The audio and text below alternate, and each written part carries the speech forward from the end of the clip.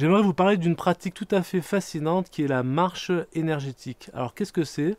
C'est une manière de marcher qui va nous apporter une quantité phénoménale d'énergie, qui va nous permettre de nous recentrer, de nous ancrer et de débloquer un bon nombre de circulations dans le corps, que ce soit énergétique, au niveau de la respiration, du diaphragme, du psyché, du stress, hein, ça va nous déstresser.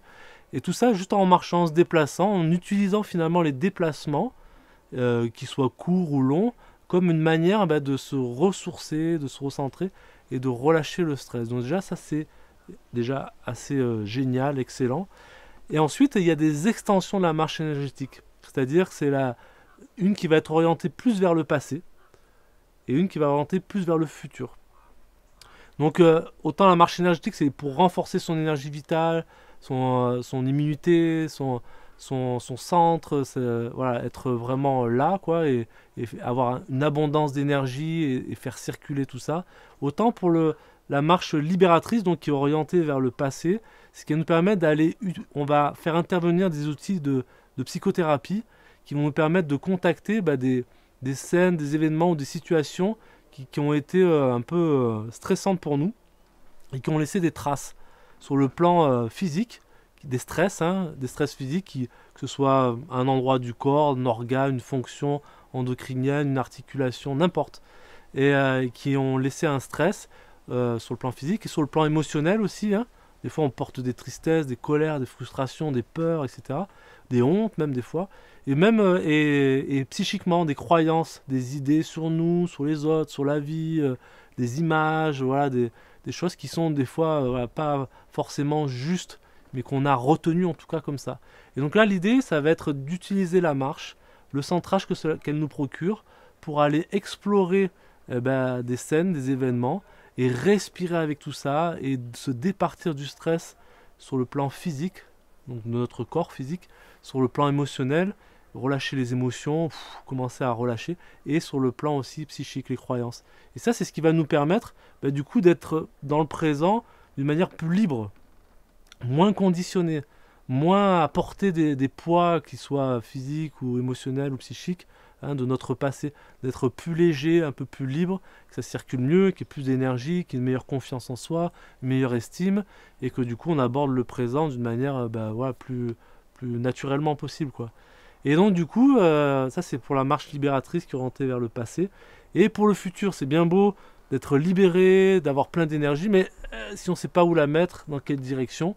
Donc là, ça va être l'occasion de marcher, et de marcher vers son futur, de dessiner un futur sur mesure, qui nous correspond vraiment, en se posant les bonnes questions.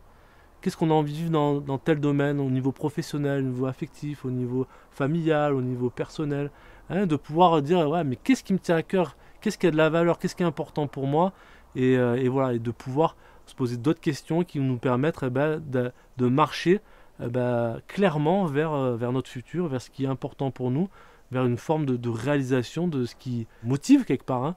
Donc déjà, voilà, ça va permettre de clarifier et de nous donner l'énergie. Donc, et des fois, si on veut aller dans le futur comme ça, mais qu'on est pris dans le passé avec des croyances qui nous limitent, c'est comme des boulets, on va avoir du mal parce que on va croire qu'on n'y arrivera pas, ou que c'est pas possible, ou que le monde est dangereux, ou que c'est pas dans notre corde, etc. Et en allant dans le passé se départir de tout ça, et que ce soit, hein, je rappelle, on est un être entier, donc ce qu'on a vécu, on le porte sur soi, dans notre corps, dans nos émotions et notre psyché. Et le fait d'avoir apaisé, libéré ça, ça nous permet du coup d'aller vers un futur déjà plus libre, plus dynamique, et plus fluide. Hein. Et inversement, on veut des fois aller vers le passé pour libérer, mais c'est intéressant d'aller aussi vers le futur pour avoir une dynamique finalement on s'éloigne d'eux et on va vers, hein, on se propulse, mais on se sert aussi de notre passé. Notre passé, il va nous donner des informations, des apprentissages, des leçons, des expériences, des compréhensions, des ressources qui vont être utiles de comprendre, de synthétiser, d'en extirper finalement la quintessence plutôt que le poids et le stress qu'il y en a. Et on va le transformer finalement en énergie vitale et qui va nous aider à aller vers le futur qui nous correspond. Après, on peut utiliser chaque marche indépendamment. La marche du futur, c'est excellent. Il y a des gens ils veulent juste voilà, clarifier, aller vers leurs rêves. Et là, c'est idéal, ça va permettre de clarifier, de donner les moyens, les étapes, les actions, de vraiment donner ces temps de marche comme des temps de concentration avec soi, de réflexion et d'attirer les idées, les pensées, les stratégies qui vont nous permettre d'aller vers ce qu'on a envie. Hein. Et le présent, la marche énergétique, bah, ça permet de vraiment d'aller se booster son énergie, se déstresser, lâcher les blocages énergétiques et physiques de base, hein, on va dire, et tout simplement être centré, ancré, bien là.